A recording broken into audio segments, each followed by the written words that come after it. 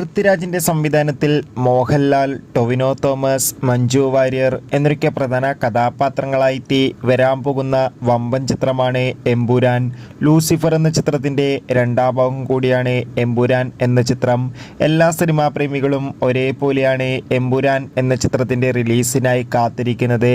ചിത്രത്തിൻ്റെ ഒഫീഷ്യൽ ടീസറിനൊക്കെ അതിഗംഭീരമായ റെസ്പോൺസ് ആയിരുന്നു ലഭിച്ചിട്ടുണ്ടായിരുന്നത്. ചിത്രത്തിൻ്റെ ഏറ്റവും പ്രധാനപ്പെട്ട സെൻസറിംഗ് റിപ്പോർട്ടും പുറത്തുവന്നിരിക്കുകയാണ്. ചിത്രത്തിന് UA സർട്ടിഫിക്കറ്റാണ് ലഭിച്ചിട്ടുള്ളത്. ചിത്രം 2 മണിക്കൂറും 59 മിനിറ്റുമാണ് ഉള്ളത്. ഒരുപാട് പ്രതീക്ഷകളാണ് എമ്പുരാൻ എന്ന ചിത്രത്തിൻ്റെ റിലീസിനുള്ളത്. ഇപ്പോൾ ഇതാ ചിത്രം മാർച്ച് 27-ാം തീയതി തിയേറ്ററുകളിൽ എത്തുകയാണല്ലോ.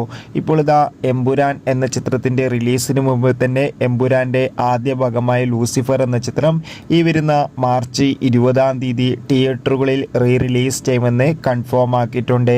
എന്തായാലും കാത്തിരിക്കാം നമുക്ക് ലൂസിഫർ എന്ന ചിത്രത്തിൻ്റെ റിലീസിന് വേണ്ടി.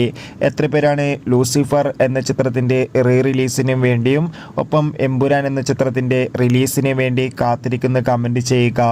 കൂടുതൽ സിനിമാ വാർത്തകളും OTT അപ്ഡേറ്റുകളും പെട്ടെന്ന് ലഭിക്കാൻ ചാനൽ സബ്സ്ക്രൈബ് ചെയ്യുക.